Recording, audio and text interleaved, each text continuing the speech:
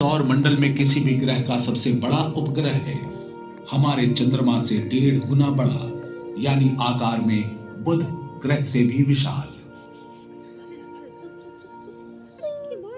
लेकिन बृहस्पति के 2 अन्य उपग्रहों आयो और यूरोपा पर और भी अचरज भरे हुए थे। वैज्ञानिक सोचते थे कि सौर मंडल में केवल पृथ्वी पर ही सक्रिय ज्वालामुखी है। उनका मानना था कि अन्य किसी ग्रह और उपग्रह पर भूकंप नहीं होते। लेकिन वॉयेजर ने आयो की जमी हुई सतह पर ज्वालामुखी को पिघला हुआ लावा उगलते हुए साफ देखा। आयो के कुछ लावा प्रवाहों की लंबाई 500 किलोमीटर तक की थी। शानदार दृश्य था वो। लावा और काले ज्वालामुखीय राख का चमकीला सम्मिश्रण। लाल, नारंगी, पीला, मरून, सतह पर रंगों की छटाएं बिखरी पड़ी। ये अपेक्षाकृत युवा है और यहाँ निम्न दबाव के क्षेत्र हैं। यहाँ के पहाड़ धरती के पहाड़ों से भी ऊंचे हैं। जो निष्प्राण लगता था, वो आयो अपने सैकड़ों ज्वालामुखियों के साथ इस सौर मंडल में भूगर्भीय रूप से सबसे सक्रिय है। एक और जोवियन उपग्रह यूरोपा के साथ आमना सामना भी बेहद रोचक था। वैज्ञानिक पहले से ही जानते थे कि यूरोपा बर्फ से ढका हुआ है। वॉयेजर यानों ने बताया कि कई किलोमीटर मोटी बर्फ की परत के नीचे छिपा है तरल पानी का एक महासागर।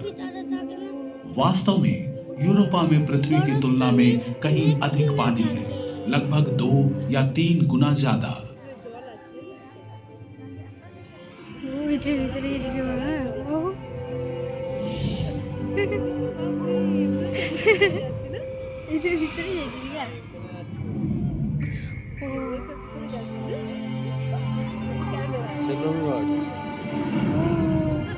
तरल जल से जीवन संभव होता है।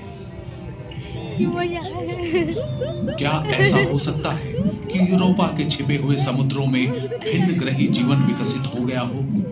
शायद हम कभी यूरोपा के बर्फीले पानी में ज्ञानवान जीवन नहीं पाएंगे, लेकिन एक छोटा सूक्ष्म जीव भी वैज्ञानिक अंतर्दृष्टि में क्रांति लाएगा।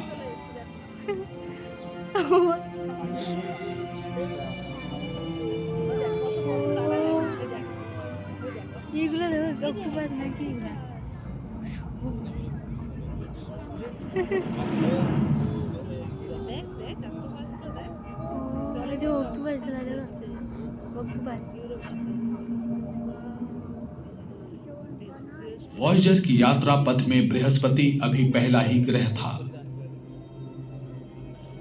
सौर मंडल के सभी बाहरी ग्रहों की सीधी रेखा में होने की दुर्लभ स्थिति, जिससे वॉयेजर्स की आगे की यात्रा सार्थक हो पाई। उनका अगला गंतव्य था रहस्यमय सुंदर ग्रह, जिसने सदियों से खगोलविदों को प्रेरित किया। ये अब केवल कुछ करोड़ किलोमीटर दूर था। इस दूरी को तय करने में 1 साल 8 महीने का समय लगा। नवंबर 1980 के एक दिन वॉयेजर 1 सुंदर वलयाकार ग्रह शनि के करीब आया। उस यात्रा का हर दिन नई अंतर्दृष्टि लेकर आया। नजदीक से अब वैज्ञानिक देख सकते थे कि शनि के चारों ओर के विशालकाय वलय वास्तव में हजारों छोटे छल्ले थे। चमकते हुए सुंदर छल्ले ज्यादातर पानी से बने थे। विशाल ग्रह को घेरने वाले अरबों बर्फ के टुकड़े थे, छोटे कण से लेकर मुट्ठी के आकार के टुकड़े, कुछ एक घरों जितने बड़े भी थे। शनि के सबसे बड़े उपग्रह टाइटन पर वॉयेजर 1 ने एक सुंदर झील की खोज की। पृथ्वी के अलावा ये सौर मंडल में एकमात्र स्थान है जहां सतह पर तरल झील पाए गए हैं। लेकिन एक दिक्कत है, टाइटन की झीलें तरल मीथेन है, पानी नहीं। सघन वातावरण वाला एकमात्र उपग्रह है टाइटन। इतना सघन कि टाइटन पर दोपहर हमें सांझ के समान लगेगी। वॉयजर 1 का सौर मंडल के अंदर की यात्रा का अंतिम पड़ाव होगा टाइटन। इस खूबसूरत उपग्रह के भ्रमण के बाद यान को एक ऐसा प्रक्षेपण पथ मिला जो इसे ग्रहों के तल से पूरी तरह से बाहर निकाल देगा। शनि के अत्यधिक गुरुत्वाकर्षण की मदद से वॉयजर 1 इंटरस्टेलर अंतरिक्ष की शून्यता की ओर बढ़ गया।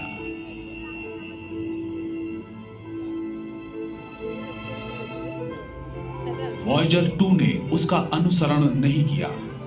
हमारे अपने सौर मंडल में घूमने के लिए और भी स्थान थे। ये यान अगस्त 1981 में शनि के पास पहुंचा, इसके जुड़वां हमसफर के 9 महीने बाद। वॉयजर 2 ने पाया कि एन्सेलेडस अपेक्षाकृत युवा है, केवल कुछ 100 करोड़ वर्ष पुराना। ये सौर मंडल में बहुत ही नया है। इसकी युवावस्था ने इसे एक विविध और आकर्षक परिदृश्य दिया है। वहां कहीं गड्ढों से भरे हुए क्षेत्र हैं, तो कहीं समतल सतह पर उभरी हुई धारियां और गांठें हैं। वहां कई खड़ी चट्टानें हैं, लंबी खाइयां और दरारें भी हैं। एन्सेलेडस एक गेंद जैसा है, जिसके बीच में एक बड़ी चट्टान है और ऊपर बर्फ की पपड़ी की परत। इसकी बर्फ जैसी सफेद सतह सौर मंडल